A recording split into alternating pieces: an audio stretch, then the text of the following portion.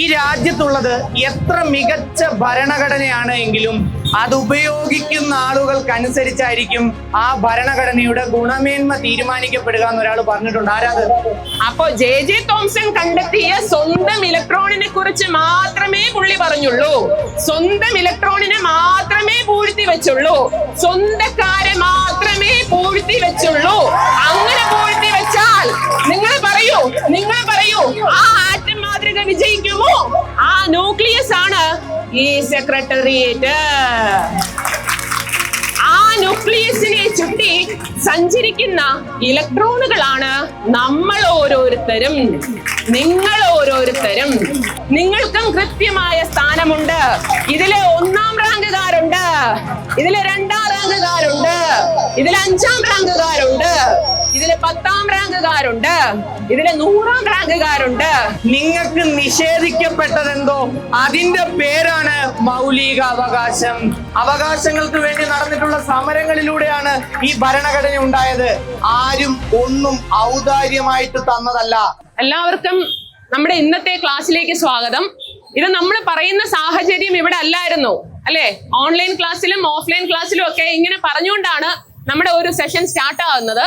അതുപോലെ അങ്ങനെ ഒരു ക്ലാസ് ഇന്ന് ഇവിടെ സെക്രട്ടേറിയറ്റിന് മുന്നിൽ നമ്മൾ എടുക്കാൻ പോവാണ്. നിങ്ങൾ പഠിക്കാൻ പോവാണ്. നിങ്ങളുടെയൊക്കെ സപ്പോർട്ട് ഉണ്ടാവില്ലേ? ഞാൻ ചോദ്യങ്ങളൊക്കെ ചോദിക്കും, അതിനൊക്കെ ഉത്തരം തരണം. അപ്പൊ നമുക്ക് തുടങ്ങാം. എടാ, ഈ ജോൺ ഡാൾട്ടൺ പറഞ്ഞൊരു കാര്യമുണ്ട്. യുക്തിചിന്ത അടിസ്ഥാനമാക്കി പുള്ളി പറഞ്ഞതാ, പ്രപഞ്ചത്തിലുള്ള എല്ലാ പദാർത്ഥങ്ങളും നിർമ്മിച്ചിരിക്കുന്ന ലഘുവായ കണമാണ് ആറ്റം. ആറ്റത്തെ എന്ത് ചെയ്യാൻ കഴിയില്ല എന്ന്. ഓക്കെ, രാസപ്രവർത്തനത്തിൽ പങ്കെടുക്കുന്ന ഏറ്റവും ചെറിയ കണമാണ് ആറ്റം. ആറ്റത്തെ നമുക്ക് എന്ത് ചെയ്യാൻ കഴിയില്ല? വിഭജിക്കാൻ കഴിയില്ല. ഇംഗ്ലീഷിൽ എങ്ങനെ പറയും? Atom is indivisible. ശരിയല്ലേ? Atom is indivisible. അങ്ങനെ ഈ ജോൺ ഡാൾട്ടന്റെ വാദം പിന്നീട് തെറ്റാണെന്ന് മനസ്സിലായി. ആ വാദം എന്ത് ചെയ്തു? പൊളിഞ്ഞു. എങ്ങനെ അത് പൊളിഞ്ഞു? ആറ്റത്തെ കീറി മുറിക്കാമെന്നും അതിന്റെ ഉള്ളില് നെഗറ്റീവും പോസിറ്റീവും ചാർജ് ഇല്ലാത്തതുമായിട്ടുള്ള കുറെ അധികം കണികകൾ ഉണ്ടെന്നും കണ്ടെത്തി. ശരിയാണോ? ആറ്റത്തെ കുറിച്ച് ആദ്യമായിട്ടൊരു ധാരണ മുന്നോട്ട് വെച്ച ശാസ്ത്രജ്ഞൻ ആരെന്ന് ചോദിച്ചാൽ നമ്മൾ എല്ലാവരും പഠിക്കുന്ന പേര്, അദ്ദേഹത്തിന്റെ പേരെന്താ? ഒന്നോരൊക്കെ പറഞ്ഞേ. John Dalton. ജോൺ ഡാൾട്ടൺ ആറ്റത്തെ കണ്ടെത്തിയിട്ട് പറഞ്ഞ കാര്യം എന്താണെന്നറിയോ? ആറ്റം എന്ന് പറഞ്ഞാൽ നമ്മൾ കാണുന്ന ക്രിക്കറ്റ് ബോൾ ഇല്ലേ, അതുപോലെ ഫുട്ബോൾ ഇല്ലേ, ഈ ബില്യാർഡ്സ് കളിക്കുന്ന ബോൾ ഇല്ലേ, ആ ബോള് പോലെ ഒരു ഗോളമാണ്. അതിനെ കീറി മുറിച്ചാൽ അതിനകത്ത് ഒന്നും തന്നെ ഇല്ല. എന്ന് പറഞ്ഞാൽ ആറ്റം എന്താണ്? ഒരു ബോൾ പോലിരിക്കുന്ന ഗോളമാണ്. അത് ശൂന്യമാണ്. അതിനെ വിഭജിക്കാൻ കഴിയില്ല. ഇനി കീറി മുറിച്ചാൽ തന്നെ അതിനകത്ത് ഒന്നുമില്ല. ഏതുപോലെയാ? നമുക്ക് വേക്കൻസി ഇല്ല. ഒന്ന് ഉറക്കെ പറഞ്ഞേ, ഉറക്കെ പറഞ്ഞേ. അയ്യോ, എന്റെ ക്ലാസിന്റെ എനർജി ഇതല്ല. ഉറക്കെ പറഞ്ഞേ. അങ്ങനെ ഒരുപാട് വ്യക്തികൾ മുന്നോട്ട് വന്നു. നിങ്ങൾക്കറിയാമായിരിക്കും ഹംഫ്രി ഡേവി, അതുപോലെ ഹെൻറിച്ച് ഗീസ്ലർ, പിന്നെ പറഞ്ഞു വില്യം ക്രൂക്സ്, കേട്ടിട്ടില്ലേ? ജെ തോംസൺ, പിന്നെ യൂജിൻ ഗോൾഡ്സ്റ്റീൻ. ഈ വ്യക്തികളൊക്കെ ഇങ്ങോട്ട് വന്നിട്ട് ഈ ജോൺ ഡാൾട്ടൺ എന്ന് പറയുന്ന വ്യക്തിയുടെ വാദം ശരിയാണോ അതോ തെറ്റാണോ, ഇതിനെ കുറിച്ച് കാര്യമായിട്ടുള്ള പഠനം നടത്തി. അങ്ങനെ ഓരോ അഭിപ്രായ മാറ്റത്തെ കുറിച്ച് വന്നപ്പോ നമ്മുടെ നാട്ടുകാർക്കിടയില്, അതല്ലെങ്കിൽ ശാസ്ത്രലോകത്തിനിടയില് ഭയങ്കര സംശയം ഉണ്ടായി, ഒരാകാംക്ഷ ഉണ്ടായി. ഈ ആറ്റം കാണാൻ എങ്ങനെയായിരിക്കും? ചാർജുള്ള ഗോളത്തിൽ നെഗറ്റീവ് ചാർജുള്ള ഇലക്ട്രോണുകളെ പൂഴ്ത്തി വെച്ചിരിക്കുന്നു. ഒന്നുവരൊക്കെ പറഞ്ഞേ. അയ്യോ, കേട്ടില്ല. അപ്പോ ജെ തോംസൺ കണ്ടെത്തിയ സ്വന്തം ഇലക്ട്രോണിനെ കുറിച്ച് മാത്രമേ പുള്ളി പറഞ്ഞുള്ളൂ. സ്വന്തം ഇലക്ട്രോണിനെ മാത്രമേ പൂഴ്ത്തി വെച്ചുള്ളൂ.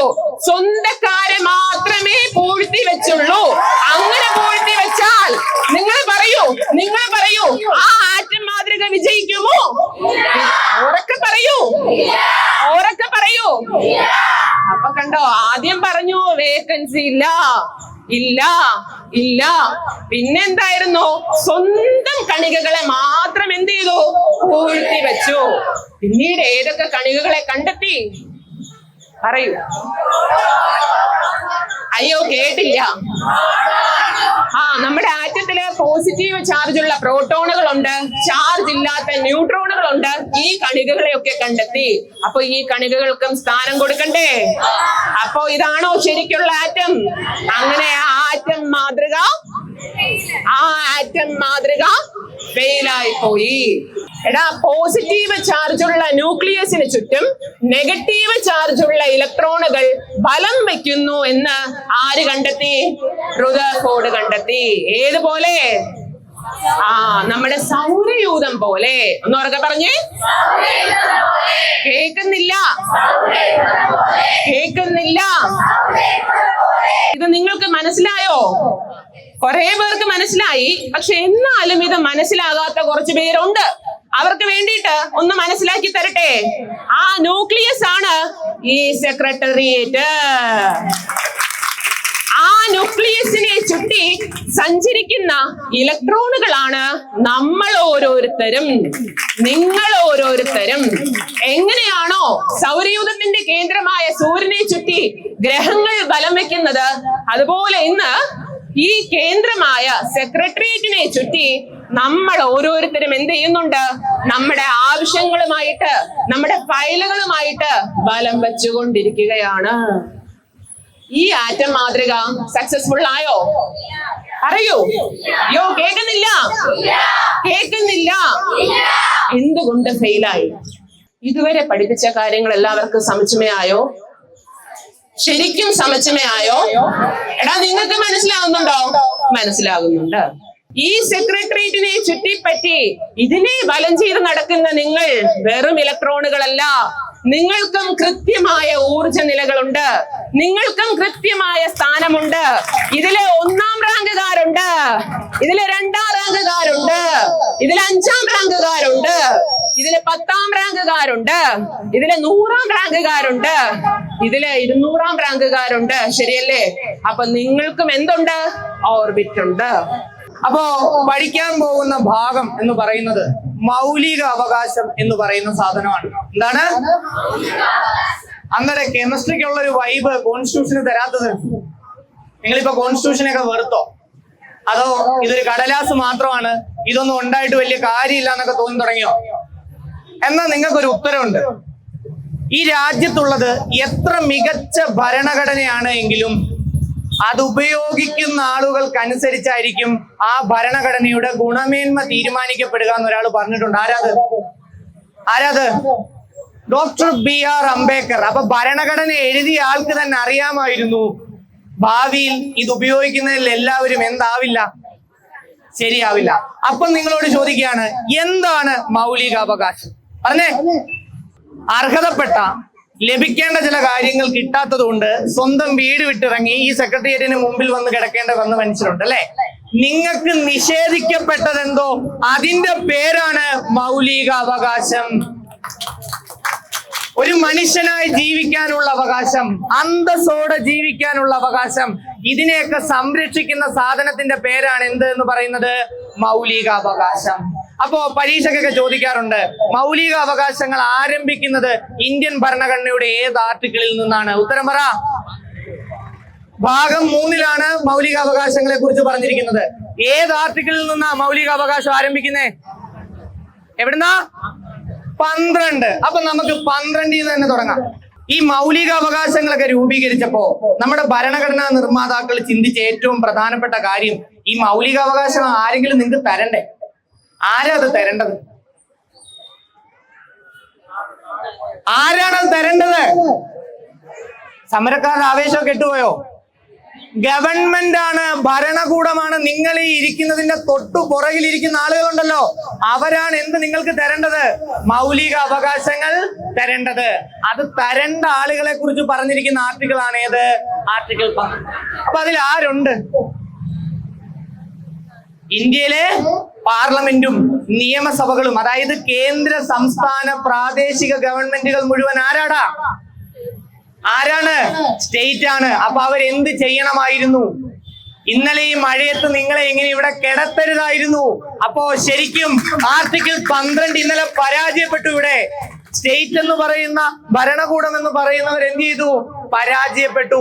അങ്ങനെ പരാജയപ്പെടാൻ പാടില്ല എന്ന് ഓർമ്മപ്പെടുത്തലാണ് നമ്മൾ ഏത് ആർട്ടിക്കിൾ പഠിക്കേണ്ടത്? ആർട്ടിക്കിൾ 12 പഠിക്കേണ്ടത്. എന്തുകൊണ്ട് സെക്രട്ടേറിയറ്റിന് മുമ്പിൽ സമരം ചെയ്യുന്നു? ഭരണ സ്ഥിരാകേന്ദ്രമായ നമ്മുടെ ഭരണത്തിനെ നിയന്ത്രിക്കുന്ന സ്റ്റേറ്റിന്റെ ഹെഡ് ഓഫീസാണ് എന്തെന്ന് പറയുന്നത്? സെക്രട്ടേറിയറ്റ്. ഇവിടെ ഇരുന്നെങ്കിലും പറഞ്ഞാൽ നിങ്ങൾ കേൾക്കുമോ എന്നാണ് നമ്മൾ എന്ത് ചെയ്തുകൊണ്ടിരിക്കുന്നത്? നോക്കിക്കൊണ്ടിരിക്കുന്നത്, അല്ലെ? ഈ രാജ്യത്ത് നിർമ്മിക്കുന്ന ഏത് നിയമങ്ങളും മൗലിക അവകാശങ്ങളുടെ ലംഘനമാണെങ്കിൽ എന്ത് ചെയ്യാൻ പറ്റും? കോടതിയിൽ ചോദ്യം ചെയ്യാൻ പറ്റും. വഴിവിട്ട് നിയമനങ്ങൾ നടത്തുമ്പോ, എയ്ഡഡ് സ്കൂളിലെ അധ്യാപകരെ ഗവൺമെന്റ് സ്കൂളിലേക്ക് പുനർവിന്യസിക്കുമ്പോ ഇവിടെ ലംഘിക്കപ്പെട്ടത് എന്താണ്? മൗലിക അവകാശങ്ങളാണ്. അങ്ങനെ മൗലിക അവകാശങ്ങൾ ലംഘിക്കപ്പെട്ടാൽ അത് ചോദ്യം ചെയ്യാൻ നിങ്ങളെ സഹായിക്കുന്ന ആർട്ടിക്കിൾ ഏതാടാ? ആർട്ടിക്കിൾ 13. അപ്പൊ ആർട്ടിക്കിൾ 12 എന്താ? ആർട്ടിക്കിൾ 12 എന്താ? സ്റ്റേറ്റ്. ആർട്ടിക്കിൾ 13 എന്താ? മൗലിക അവകാശങ്ങൾ ലംഘിക്കപ്പെട്ടാൽ ചോദ്യം ചെയ്യാൻ സാധിക്കും. നിങ്ങൾ ഇവിടെ ഇരിക്കുന്നത് ഒരു നിയമത്തിനുമെതിരായിട്ടല്ല. ഈ രാജ്യത്ത് എഴുതപ്പെട്ടിട്ടുള്ള ഭരണഘടനയെ സംരക്ഷിക്കാനാണ്. അത് മറന്നുപോയവരെ എന്ത് ചെയ്യാനാണ്? ഓർമ്മിപ്പിക്കാനാണ്. നിങ്ങൾക്ക് പഠിപ്പിക്കാൻ അറിയാം. നിങ്ങൾ കഷ്ടപ്പെട്ട് നേടിയെടുത്ത എല്ലാ യോഗ്യതകളുമാണ് നിങ്ങളെ ഇവിടെ എത്തിച്ചിരിക്കുന്നത്. നിങ്ങൾ കഴിവുള്ളവരായതുകൊണ്ടാണ് നിങ്ങൾ ഇവിടെ വന്നിരിക്കുന്നത്. ഇനി നിങ്ങൾ പഠിപ്പിച്ചുകൂടി കാണിക്കണമെങ്കിൽ നമ്മൾ അതും കാണിക്കും. പക്ഷേ വിജയിക്കാതെ നമ്മൾ എന്ത് ചെയ്യുന്നില്ല? പിന്നോട്ടേക്ക് പോവില്ല.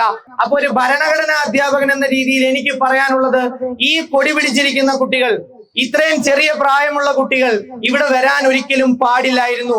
അവരെ ഇവിടേക്ക് കൊണ്ടുവന്നത് ഈ ഭരണകൂടമാണ്. ഇവിടെ പരാജയപ്പെടുന്നത് എന്താണ്? നമ്മുടെ ഭരണഘടനയാണ്. ആ ഭരണഘടന എഴുതിയ ആളുകളുടെ അടക്കം പടം ഇരിക്കുന്നതിന്റെ മുമ്പിലാണ് നമ്മൾ ഈ നിൽക്കുന്നത്. അവകാശങ്ങൾക്ക് വേണ്ടി നടന്നിട്ടുള്ള സമരങ്ങളിലൂടെയാണ് ഈ ഭരണഘടന ഉണ്ടായത്. ആരും ഒന്നും ഔദാര്യമായിട്ട് തന്നതല്ല.